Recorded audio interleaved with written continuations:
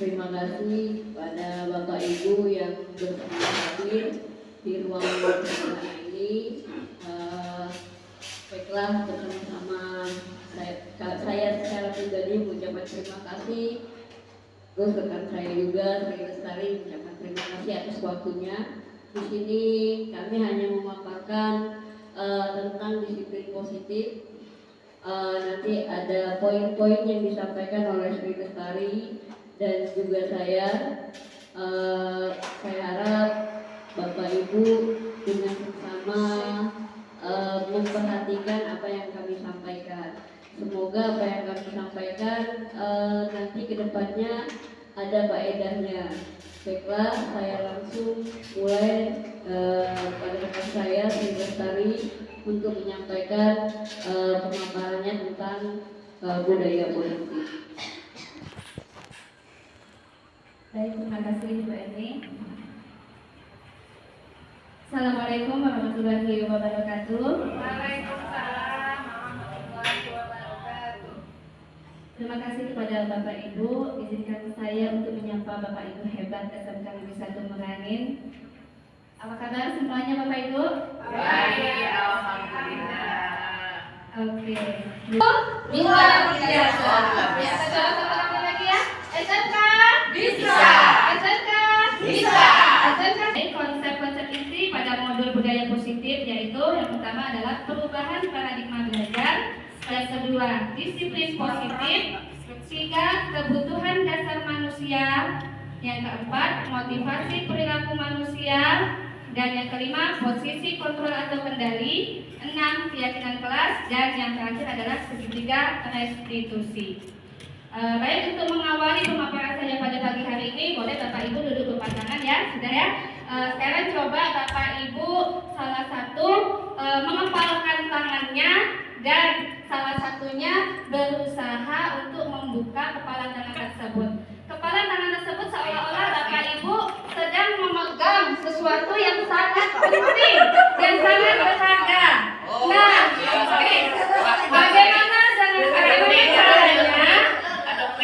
bagaimana caranya Bapak Ibu bisa membuka kepala tangan tersebut dengan segala cara, baik itu dengan bujukan, paksaan, atau godaan, atau mengkaitan.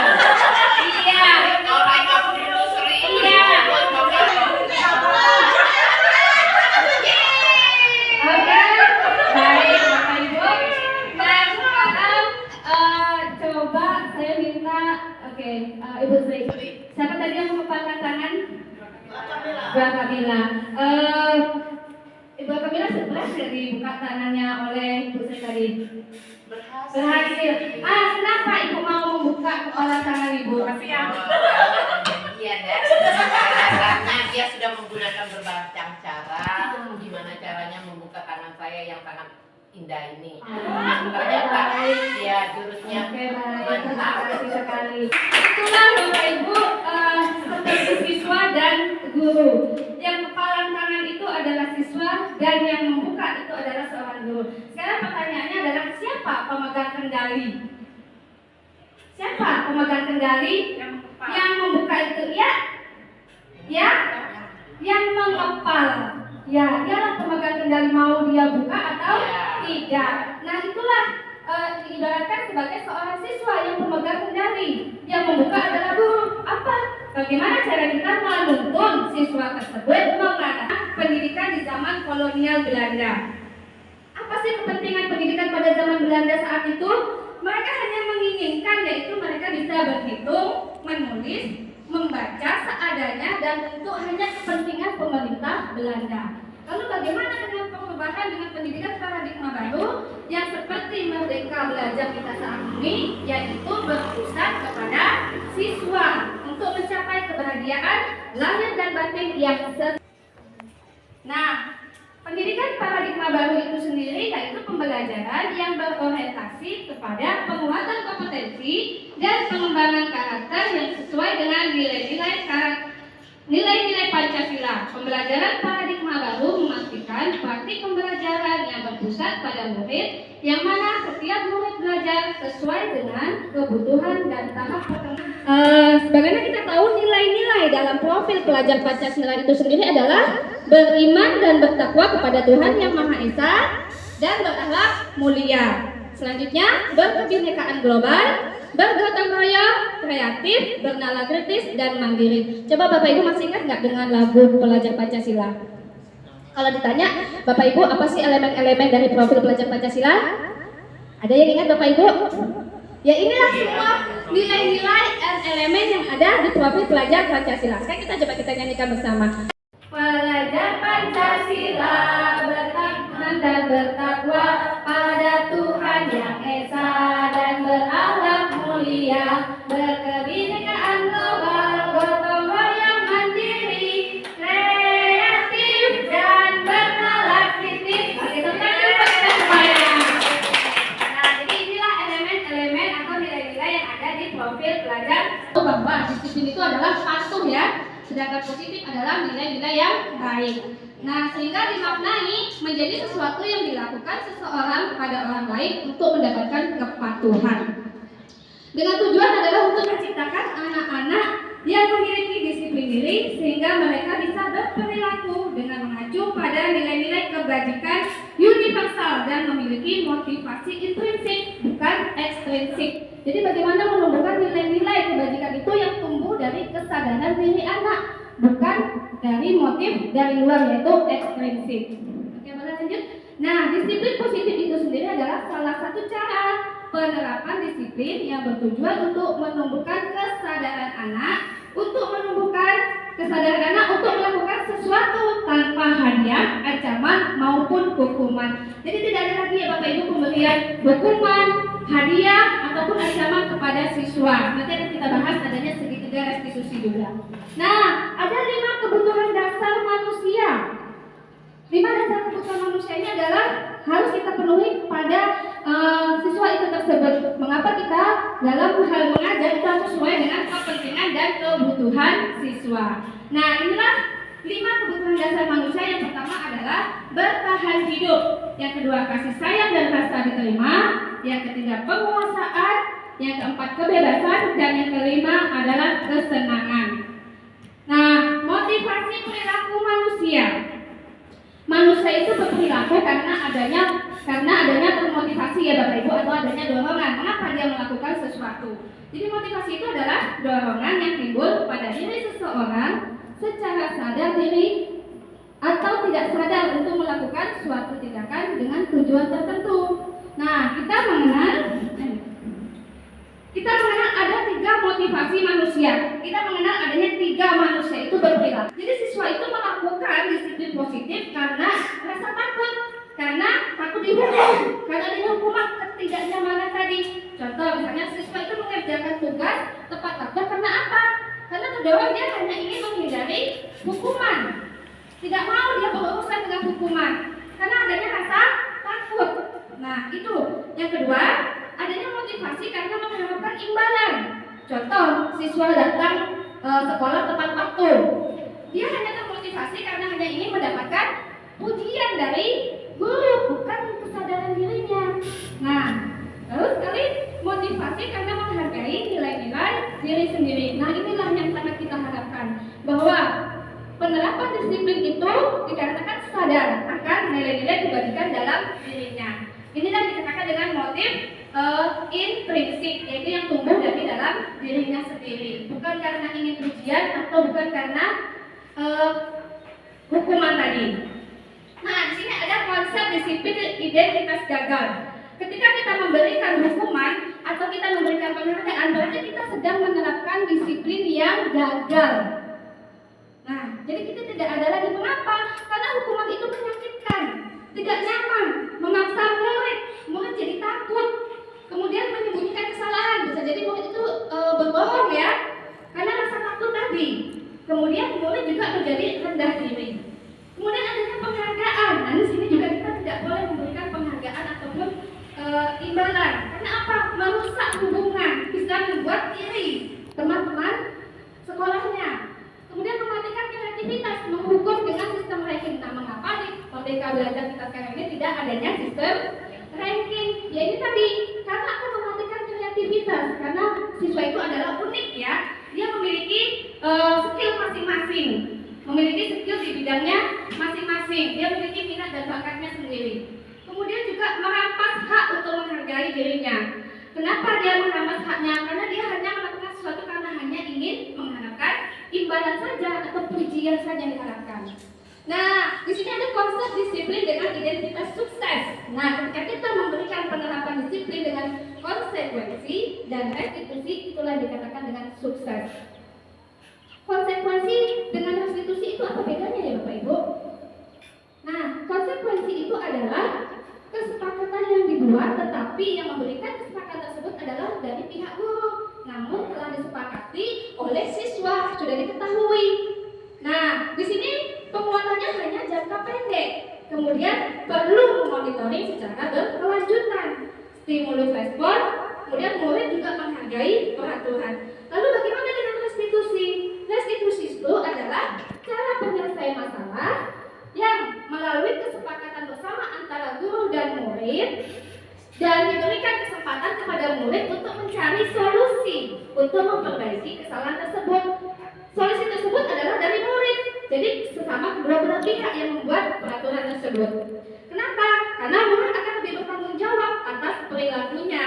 Kemudian fokus pemecahannya dalam jangka panjang. Kemudian menghargai dirinya dan lebih bersemangat untuk memperbaiki kesalahannya. Nah, kenapa adanya restitusi tersebut? Karena kesepakatan tersebut dibuat oleh guru dan murid. Nah, maka siswa tersebut akan lebih bertanggung jawab dengan kesepakatan yang telah dibuatnya dan lebih bertanggung jawab untuk memperbaiki kesalahannya. Positif, untuk lebih detailnya tentang restitusi nanti akan lebih dijelaskan oleh Ibu Erti. Demikianlah dari saya. Terima kasih. Assalamualaikum warahmatullahi wabarakatuh. Mungkin sedikit ada pembuka dari Bu Sri tentang apa itu disiplin positif, apa itu kesepakatan kelas, mungkin di situ apa itu hukuman. Nah, mungkin yang sering kita lakukan adalah kita menghukum siswa. Itu sering sekali kita menghukum siswa tanpa disadari. Sebenarnya kita nggak sadar kalau kita menghukum siswa itu sebenarnya. Nah, baiklah, di sini akan saya jelaskan apa itu restitusi. Restitusi itu adalah proses penciptaan kondisi bagi murid untuk memperbaiki kesalahan mereka sehingga mereka bisa kembali pada kelompok mereka dengan karakter yang kuat.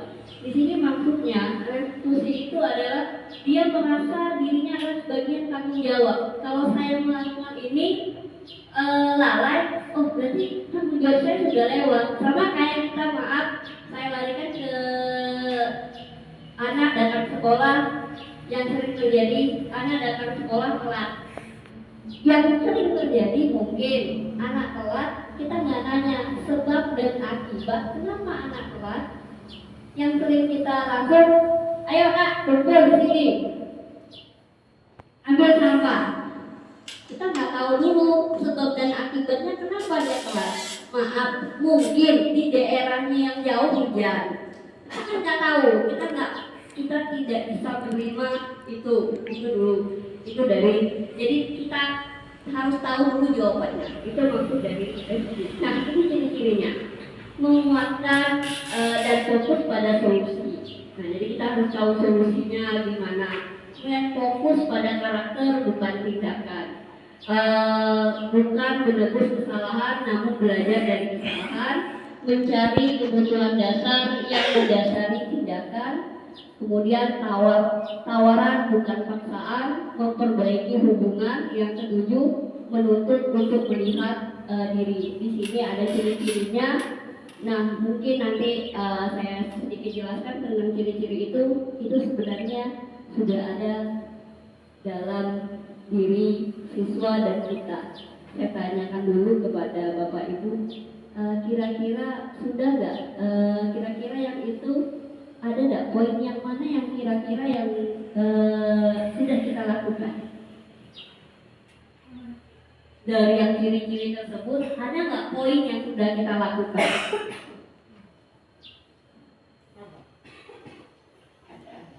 Ada. Berarti kita sudah sebenarnya kita ada bagian dari resolusi. Berarti sudah kita lakukan. Nah, ini dia perbedaan, kita membedakan dulu hukuman, konsekuensi dan resolusi. Nah, di sana hukuman, murid disuruh berdiri di depan kelas selama 15 menit. Kalau siswa tadi terlambat datang ke sekolah, sering dilakukan. Nah, sering Ya, jadi oke, sudah ya. Jadi kita sering melakukan ini tanpa kita sadari. Nah, kemudian itu konsekuensinya guru memberikan frekuensi untuk tetap berada di kelas selama jam istirahat berlangsung. Kemudian retribusinya guru menanyakan keyakinan kelas dan dirinya, kemudian guru membantu siswa menyelesaikan masalah. Nah, yang keduanya guru memarahi terhadap murid sehingga murid menjadi takut. Nah, kita sering takut memarahi siswa.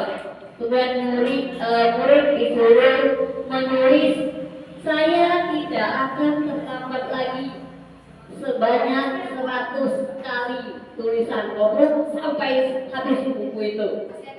Kemudian guru dan tegas, ini definisinya guru tegas siswa menghormati peraturan. Eksekusinya guru terbuka dan siswa menghormati dirinya dan orang lain. Sedikit saya. Nah, dari situ mungkin sudah kita lakukan semuanya. Cuma mungkin kita memang ingin melihat karakter siswanya, membentuk karakter. Ya, cuma kita kadang lupa posisi kontrol kita gimana. Kadang kita kebawa emosi. Anak ini lagi, yang telat ini lagi, yang datang ini lagi. Lalu seperti itu. Jadi kita mungkin kurang bisa mengontrol emosi kita. Seharusnya kita bisa mengontrol emosi. Dapat kita di sini sebagai panutan. Kalau kita emosi, siswa selalu bilang begini. Alah, guru itu marah terus datang, akhirnya tidak mau masuk kelas. Yang disampaikan sama Bu Ani tadi, saya kembalikan lagi. Jadi itulah sebenarnya posisi kita harus bisa mengontrol emosi. Ya, nah, ini dia. Inilah posisi guru yang tadi saya sampaikan. Pertama, kita sebagai pemukul. Kedua, kita membuat rasa mereka bersalah. Kita selalu membuat mereka selalu salah. Telat, ini lagi. Itu mereka membuat tugas. Masa itu nggak bisa baca buku. Nah, itu yang sering terjadi. Kemudian teman, kita bisa jadi sebagai teman. Dalam arti kita memantau jika anak bermasalah, jika anak kendala, misalnya anak itu main di dalam kelas. Kenapa sih anak itu main? Bukan kita marahin, tapi di akhir pembelajaran kita dekati masalahnya di mana. Kita nggak tahu apakah kita yang salah, apakah cara kita yang salah, atau anak yang tidak respon dengan kita. Jadi kita boleh jadi sebagai teman. Berarti temannya ada kutip, bukan teman yang gimana. Kemudian kita sebagai pemantau, kita melihat. Kemudian kita sebagai manajer. Nah, itu yang harus kita kuasai. Hukuman tadi yang sudah disampaikan Bu Sri, biar tidak terjadi hukuman seperti apa, kita menghilangkan hukuman. Jadi ini posisi kontrol dulu. Ya. Nah, ini dia contoh penerapan 5 posisi. Misalnya menghukum tadi. Misalnya patuhi aturan sekolah, lalu berdiri di barisan paling depan. Ini waktu upacara. Selalu sering terjadi. Nah, anak kelas, saya bilang, Ya, tadi kita bicara. Aduh, belum main cok. Telat dihukum. Anak tuh paling nggak mau dihukum. Silakan tanya sama anak. Jangan lewat belakang daripada kami dihukum. Nah, itu dia. Kemudian pembuatan merasa bersalah. Ini berapa kali Bapak bilang, berapa kali Ibu bilang, sering kali kita melukai hati anak. Kemudian kita sebagai teman, ayolah yang tertib, kita sering itu. Kemudian pemantau, kamu sudah melanggar apa peraturan yang ada di sekolah. Kemudian manajer, apakah kamu tahu kesalahan kamu? Itu yang sering kita ucapkan, ya. Nah, di sini keyakinan kelas. Kemudian keyakinan kelas, kenapa tidak sama dengan peraturan atau tertib kelas? Saya mau nanya dulu. Keyakinan kelas itu apa? Ayo, Bu Ana boleh, Bu Ana, keyakinan kelas. Keyakinan kelas apa, Bu Ana? Keyakinan kelas, Bu Ana. Ya, pemahaman Bu Ana tentang keyakinan kelas apa? Pemahaman Iya. dulu ya. Pak, kami di sini masih bukan. Kenalan dulu. Kita harus paham siapa audien kita, apa kebutuhannya. Jadi kalau kita sudah tahu objek atau orang yang kita tuju, otomatis kita merasa yakin. Kita mengenali dia. Jadi kita tahu, anak ini seperti ini. Jadi meskipun tidak membuat aturan yang terlalu berlebih, yang terlalu mengikat, karena kita sudah tahu, ini anaknya. Jadi menurut saya persepsi keyakinan kelas itu tergantung pemahaman kita terhadap audien kita. Oke, terima. Peraturan yang ditetapkan dalam satu kelas yang diambil kebijakan atau konsekuensinya dengan keputusan secara bersama di kelas. Contoh, apabila ada satu siswa yang alfa dikenakan denda 1 buku, itu contoh. Dan juga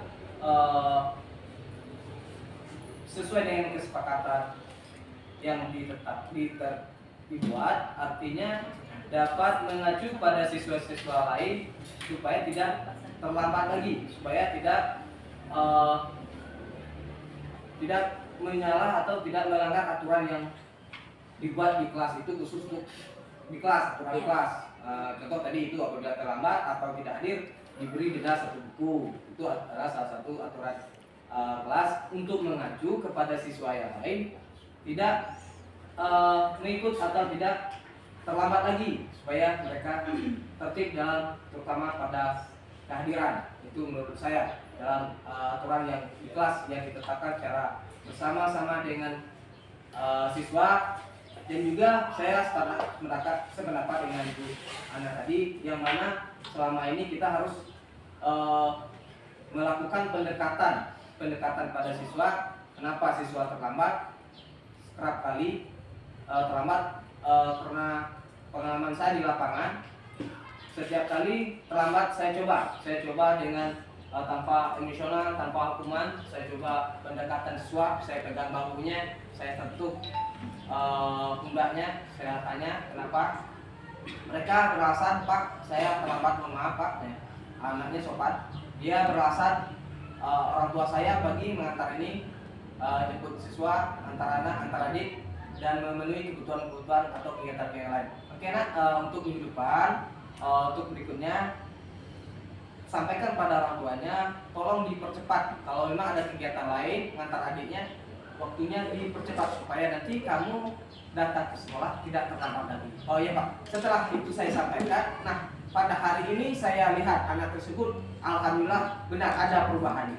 Cara untuk mengantisipasi siswa yang lainnya yang itu. Ada sebagian 10 di antara siswa, ada 1, 2, 3 yang bisa kita tegur, kita lakukan pendekatan, dan ada sebagian siswa yang kita lakukan pendekatan seperti itu, kenyataan hasilnya itu malah lebih terbiasa lagi. Nah, itu pertanyaan, bagaimana cara mengatasinya? Mungkin itu pendapat saya, menurut saya. Mungkin ada teman-teman atau masukan dari Bapak Ibu guru yang lainnya. Sekian, terima kasih. Terima kasih. Kita kasih apresiasi untuk Pak Yos dan Bu Ana. Ya, sangat nanti kita sesi itu nanti kita jawab. Sebenarnya keyakinan kelas dengan peraturan kelas ini dia saling melengkapi satu sama lain, jadi tidak bisa dipisahkan. Nah, inilah bagian bentuk keyakinan kelas. Dia tadi katanya benar. Apa yang sudah disampaikan Bu Ana itu semua sudah tercover di sini. Pak Yos juga mungkin ada bagian ini lebih abstrak peraturannya, maksudnya lebih jelas peraturannya seperti apa. Kemudian sedikit tapi mudah diingat peraturannya. Yang penyampaian tadi nggak perlu banyak-banyak bla bla bla bla bla. Yang penting adalah jangan datang tepat waktu. Seperti itu kan, yang mudah diingat. Soalnya merupakan pernyataan universal, kemudian sesuai dengan kondisi kelas, dibuatnya bentuk positif, semua warga kelas dilibatkan pada saat pembuatan keyakinan kelas. Oke, ini proses pembuatannya, kita diskusi tadi yang sudah disampaikan sama Bu Ana, mungkin sama Pak Yos. Kemudian merumuskan tentang peraturan kelas menjadi keyakinan kelas, dari peraturan menjadi keyakinan kelas, kemudian menempelkan keyakinan kelas. Ya, next dulu. Ya, ini keyakinan kelas tadi yang harusnya kita terapkan, yaitu adanya bertanggung jawab dia, kemudian bersikap tenang, misalnya saat pelajaran, disiplin dan bersikap jujur, bersikap sopan, menghormati guru, saling tolong menolong, hidup rukun dengan teman. Nah, ini dia restitusi dari yang tadi keyakinan kelas dan peraturan kelas, ini larinya ke restitusi. Restitusi itu dia itu menstabilkan identitas seorang siswa ya. Di sini dia harus melakukan tentang dia sadar dengan kesalahan, kemudian validasi tidak salah yang salah, kemudian dia punya alasan kenapa dia melakukan kesalahan, kemudian menanyakan keyakinan soal nilai-nilai apa yang telah disepakati di kelas. Nah, ini contoh segitiga retribusi. Kan, tadi aku mendengar laporan dari kepala kelas. Tadi kamu harus sebentar ya? Iya, Bu. Kenapa kesal? Saya Oh, gitu. Jadi kalau kamu itu juga kembalikan yang sama. Lalu, apa yang kamu lakukan pada kamu? Saya marah, Bu. Saya Oh, gitu. Kamu melakukan itu pasti ada alasannya.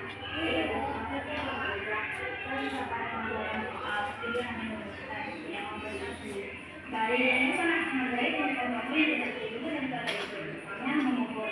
Sekarang kita tidak apakah tindakan kamu marah dengan meja itu tidak sesuai dengan keyakinan kita? Tidak. Menurut kamu keyakinan apa yang sudah dilakukan? Menurut kamu menghormati antar teman itu penting tidak? Baik, kalau menurut kamu penting, keyakinan apa yang harus kamu lakukan ketika kamu marah dan setuju sama kamu? Apa yang akan kamu lakukan untuk memperbaiki masalah ini? Jangan sudah bersama dan marah sama. Ya, tepat sekali tindakan kamu sedang semangat ya. Sekarang bukan kembali ke kelas. Nah, tadi restitusi sebenarnya sudah pernah kita lakukan. Ya, cuman mungkin caranya saja yang kita kadang agak emosional.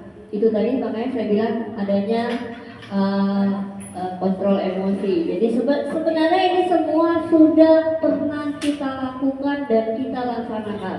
Oke, di sini tujuan mulia dari penerapan disiplin positif adalah agar terbentuknya murid-murid yang berkarakter, berdisiplin, santun, jujur, peduli, bertanggung jawab, dan merupakan pembelajaran sepanjang hayat sesuai dengan standar kompetensi kelulusan yang diharapkan. Nah, apa yang kami paparkan tadi mungkin masih banyak kekurangan. Mungkin dari rekan-rekan masih ada, nanti kami berikan kesempatan untuk bertanya. Baik Bapak Ibu, untuk memperjelas kembali tentang segitiga restitusi tadi, sebenarnya segitiga restitusi itu adalah cara untuk penyelesaian masalah terhadap siswa. Di mana cara penyelesaiannya di situ melalui 3 tahapan. Yang pertama yaitu menstabilkan identitas, yang kedua validasi tindakan yang salah, dan yang ketiga adalah menanyakan keyakinan. Di mana menstabilkan identitas tersebut adalah kita tidak langsung menghakimi atau langsung memojokkan kesalahan yang telah dia perbuat, tapi kita stabilkan dulu suasana dan identitasnya. Seperti mungkin dengan kata-kata setiap orang pernah melakukan hal tersebut.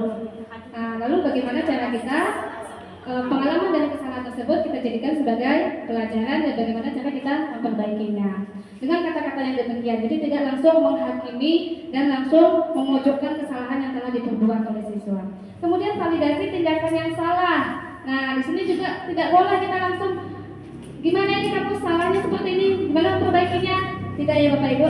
Jadi langsung kita validasi tindakan yang salah itu mungkin dengan cara menanyakan alasannya terlebih dahulu. Kenapa kamu melakukan hal tersebut? Alasannya kenapa? Cari tahu dulu. Kadang-kadang kita tidak mau tahu dengan alasan siswa. Misalnya datang terlambat, sudah lari di lapangan 5 kali. Itu push up 10 kali. Nah, tanpa tahu alasan dia itu terlambat. Mana tahu bannya yang bocor atau ada masalah keluarganya di rumah. Nah, itulah validasi tindakan yang salah. Tanyakan dulu alasannya. Apa dia? Mengapa dia melakukan kesalahan tersebut? Barulah kita menanyakan keyakinan kelas. Nah, keyakinan kelas inilah yang dikatakan tadi kesepakatan bersama yang dibuat oleh guru dan siswa dan disepakati bersama untuk dipertanggungjawabkan oleh siswa tersebut. Misalnya keyakinan kelas itu banyak ya Bapak Ibu, tadi sudah diberikan contoh bertanggung jawab, menjaga kebersihan, tepat waktu datang ke sekolah. Itu berasal dari siswa yang membuat kesepakatan tersebut. Siswalah yang membuatnya. Kenapa? Untuk dipertanggungjawabkan oleh siswa karena mereka lah yang membuatnya. Lalu kita menanyakan keyakinan tadi. Misalnya dia terlambat, keyakinan kelas apa yang dilanggar kira-kira? Disiplin. Nah, baru setelah kita akan mempertanyakan bagaimana cara dia memperbaikinya. Di dalam segitiga restitusi ini, solusinya adalah berikan kesempatan kepada siswa. Bukan kita sebagai guru yang memberikan solusi, tapi siswa. Bagaimana cara?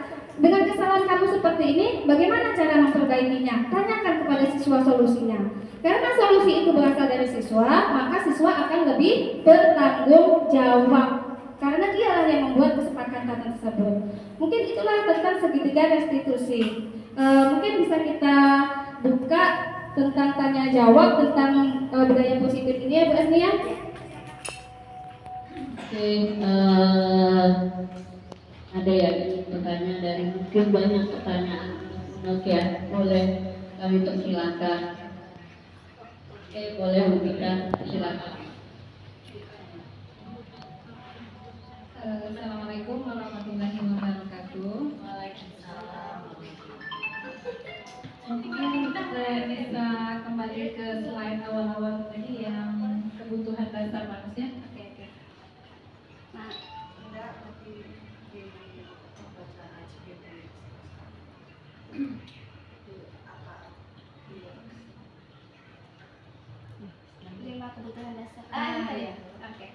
Ya, di sini ada 5 kebutuhan dasar manusia ya.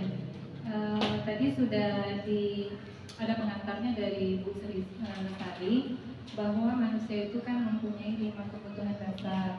Pertama itu kasih sayang dan rasa diterima, penguasaan, kebebasan dan kesenangan.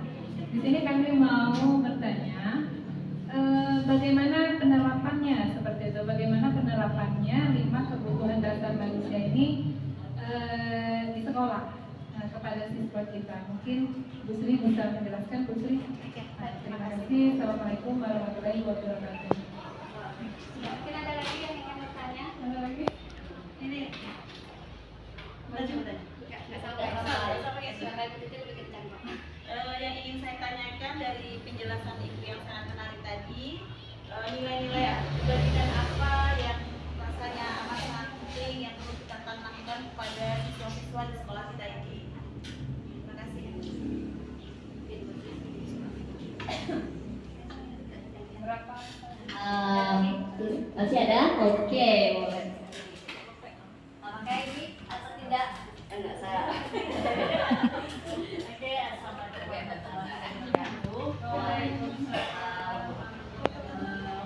Baik, terima kasih. Di sini saya akan menanyakan. Tadi sudah dijelaskan oleh Ibu Benny tentang segitiga restitusi. Jadi di sini saya tanyakan, apa manfaat dari penggunaan atau menggunakan segitiga restitusi di dalam kelas? Ada lagi Bapak Ibu yang ingin ditanyakan? Cukup? Boleh nambah? Cukup, sudahlah. Oke.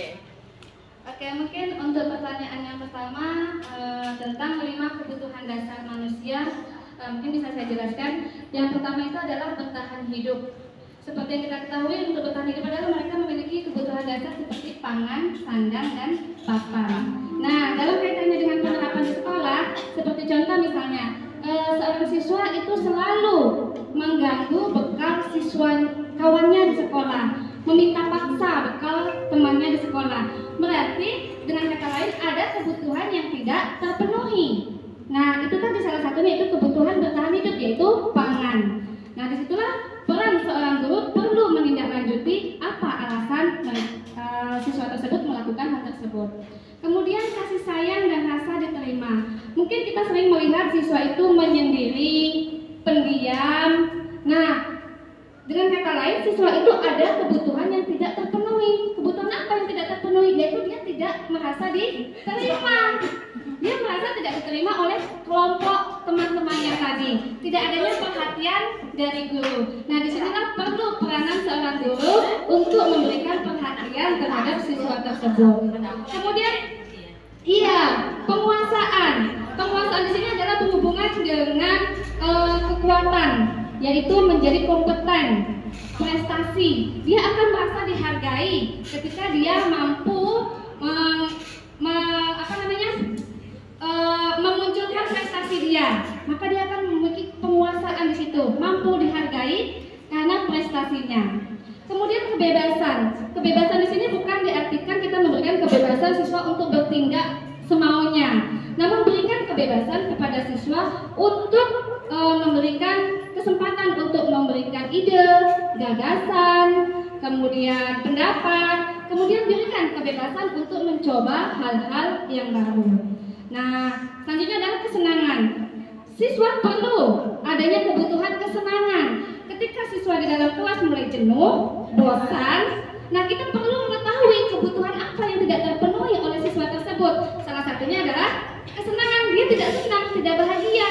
Nah, mungkin disitulah seorang guru perlu melakukan strategi dalam pembelajaran. Seperti yang saat ini ya, mungkin adanya games atau ice breaking. Nah, maka terpenuhilah kebutuhan siswa tersebut tentang kesenangan. Itulah 5 kebutuhan dasar manusia yang guru harus perhatikan. Itulah sebabnya kita mengajar sesuai dengan kepentingan dan kebutuhan siswa. Itulah penjelasan dari saya tentang 5 kebutuhan dasar. Bagaimana Ibu Nita? Jadi semua siswa itu kebutuhannya berbeda-beda, apakah harus semuanya diterapkan? Sesuai dengan kebutuhan siswa. Kita melihat di dalam kelas siswa itu sedang berperilaku bagaimana. Berarti kebutuhan kita harus cepat tanggap. Kebutuhan apa yang tidak terpenuhi? Mana yang kosong gitu. Betul sekali. Ya, terima kasih. Oke, baik, terima kasih Bu Nita. Oke, saya akan menjawab dari yang Bu Rapita tadi, manfaat penggunaan segitiga restitusi ya. Oke. Manfaatnya sebenarnya manfaat utama itu kita memahami pemahaman siswa tentang tindakan yang mereka lakukan. Kita mengetahui apa tindakan, kemudian kita bisa tahu perkembangan keterampilan pengolahan diri mereka.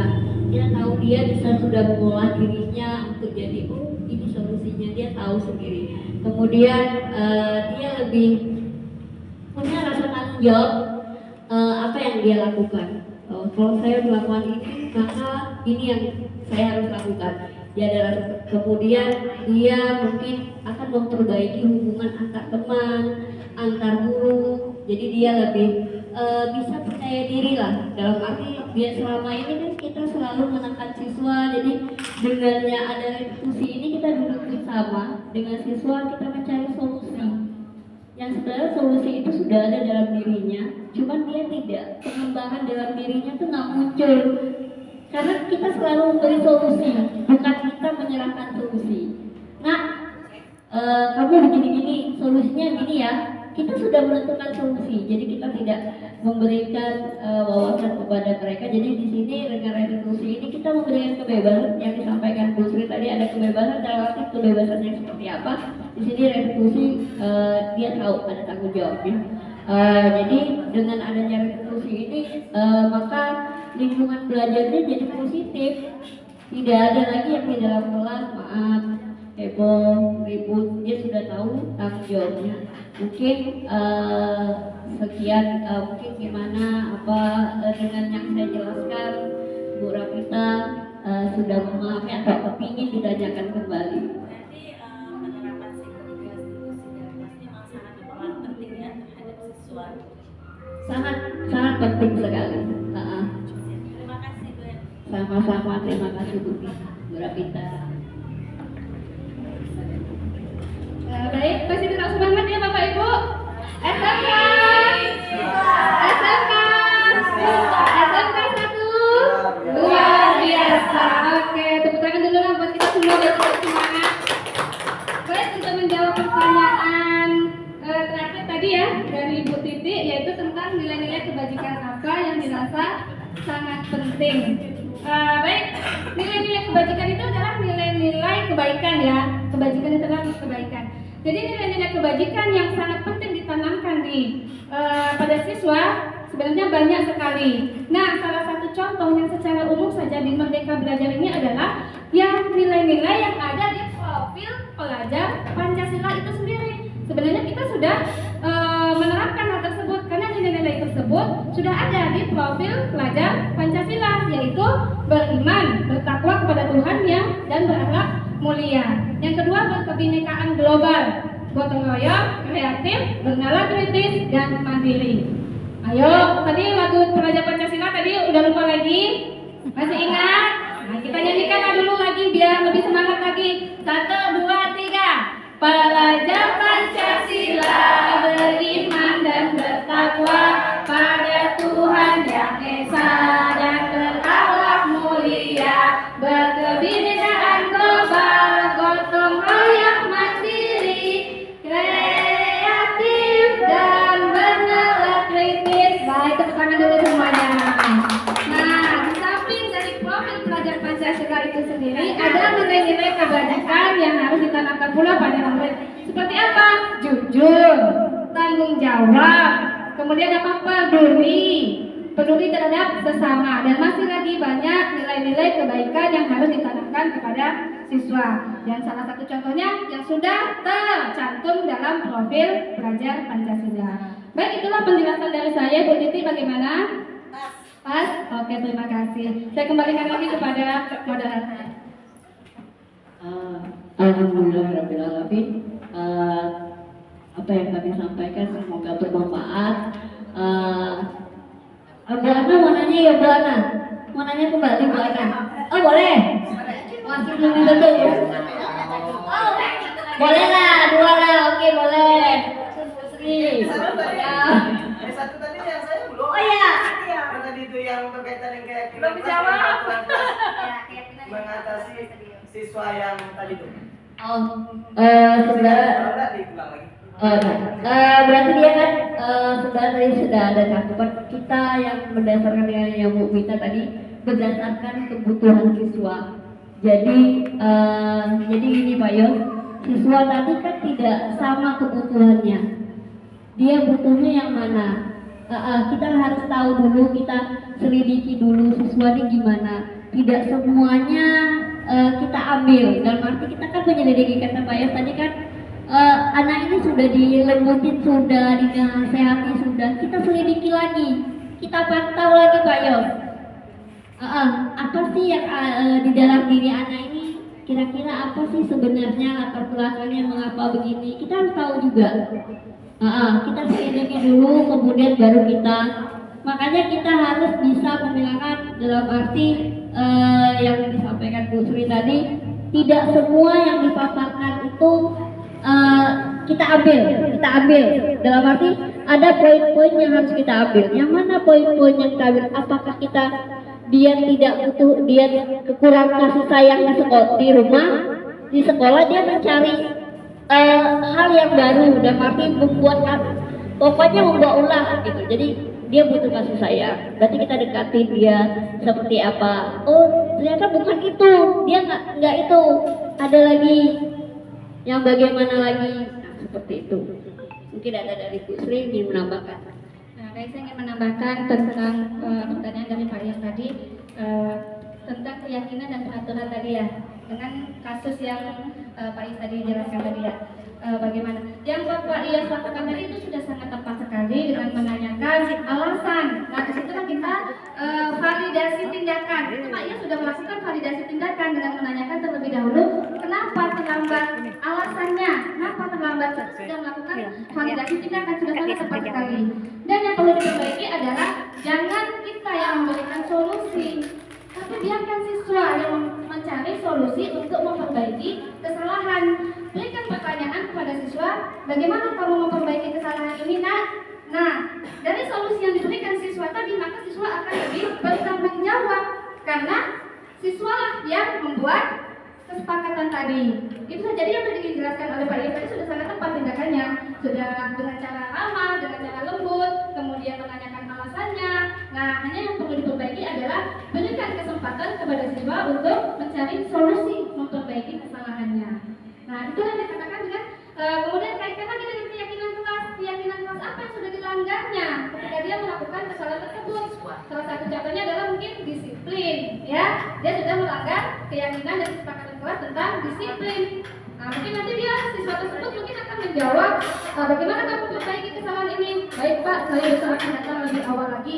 Nah, itu adalah solusi dari siswa. Nah, dia akan bertanggung jawab karena itu berasal dari dirinya sendiri.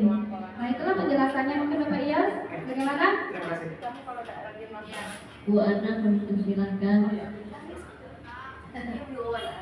Kayaknya Saya seru nih ya. Assalamualaikum warahmatullahi wabarakatuh. Waalaikumsalam warahmatullahi wabarakatuh. Sebenarnya tadi hampir sama yang mau ditanyakan Pak Yos, karena dilema anak-anak sekarang, anak kita ya semuanya akhlaknya memang kurang baik. Krisis moral, ya, krisis. Kadang di depan kita pun kita yang guru kita salami. Itu terjadi pada saya. Apalagi kalau kita tidak mengajar di kelas tersebut. Ya, kadang panggil, nah sini dulu, salam ibu dulu. Ya. Jadi kalau seandainya ya anak tersebut bukan siswa kita, tapi apakah kita, maksud saya apakah ini kan berhubungan dengan kesepakatan kelas ya, tapi karena kita ini kan sebagai guru, kita kan teman lah, kita kan teman sejawat dengan guru yang lain. Kira-kira mungkin agak berbeda, agak melenceng sedikit ya dari materi ini. Apakah adalah solusi yang tepat mungkin apa gimana ya dengan kasus anak yang seperti ini kita aja Boleh saya tahan dulu, boleh Bu Sri Lestari. Sri Suprapti. Maaf.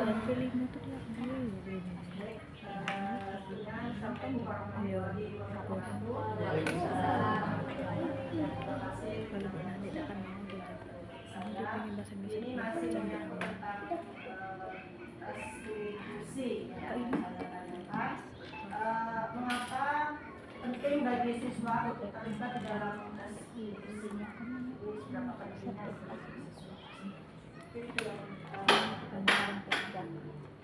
Terima kasih.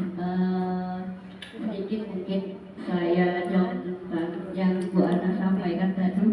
Itu berarti larinya kembali ke sekolah karena lingkupnya besar.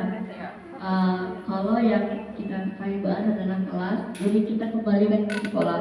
Tetap kita dekati dulu Bu Ana, jadi kita panggil anaknya walaupun kita tidak mengajar. Solusinya kita panggil juga wali kelasnya. Siapa sih wali kelasnya? Karena kan yang bertanggung jawab biasanya wali kelas. Kita bicara bersama dengan wali kelas, mungkin wali kelas mempunyai kesepakatan di dalam kelasnya. Kita hanya membantu sebagai jembatannya saja di sini. Tetap kita panggil anaknya, kita tanya dulu apa masalahnya, kenapa begitu. Nah, besok sudah kita nasihatin, kalau masih berulang, berarti kita panggil lagi anaknya, kita duduk bersama, dalam arti bersama-sama lagi dengan anak, kita panggil wali kelasnya. Nah, Bu, anak ibu begini, coba tanya dulu, tapi jangan depan anaknya dulu, masalahnya kita sampaikan seperti biasa. Nah, nanti kita mendampingin, kita dengarkan apakah sama yang disampaikannya dengan Ibu Ana dengan bersama wali kelas. Nanti kadang siswa seperti itu bukan awam gitu, tapi memang ini terjadi. Dengan guru A dia mengatakan begini-begini, dengan guru B dia mengatakan berbeda. Itu sering terjadi. Jadi kita tanyakan ke wali kelas, memang itu kita cari lagi solusinya. Dia punya solusinya dengan kita apa, dengan wali kelas apa. Mungkin seperti itu, Bu Ana. Apakah bisa diterima jawabannya Bu Ana? Gimana? Iya betul, makasih. Ya, terima kasih. Baiklah, saya jawab dengan Bu Sri Suprapti. Jadi ini sangat penting. Kenapa dikatakan siswa sangat terpenting dalam melibatkan dalam restitusi? Karena siswa yang menentukan solusinya. Kita hanya mendengar keluhannya dulu, apa masalahnya, kemudian nanti kita tanya kembali, apakah perbuatan itu begini atau itu, ternyata itu perbuatan kamu sudah melanggar, dia akan menyadari, oh ya saya sudah melanggar. Jadi dia menentukan solusinya, bagian mana yang kamu langgar. Jadi memang harus melibatkan siswa, bukan kita tidak melibatkan siswa. Mungkin seperti itu jawaban saya. Dan alhamdulillah mungkin masih banyak benak-benak di rekan-rekan yang mungkin ini adalah kehidupan nyata yang sudah kita alami. Di lain waktu kita akan ketemu kembali, semoga dalam keadaan sehat selalu. Terima kasih telah memenuhi undangan kami untuk menyampaikan tentang disiplin positif. Alhamdulillah. Baiklah, assalamualaikum warahmatullahi wabarakatuh. Waalaikumsalam.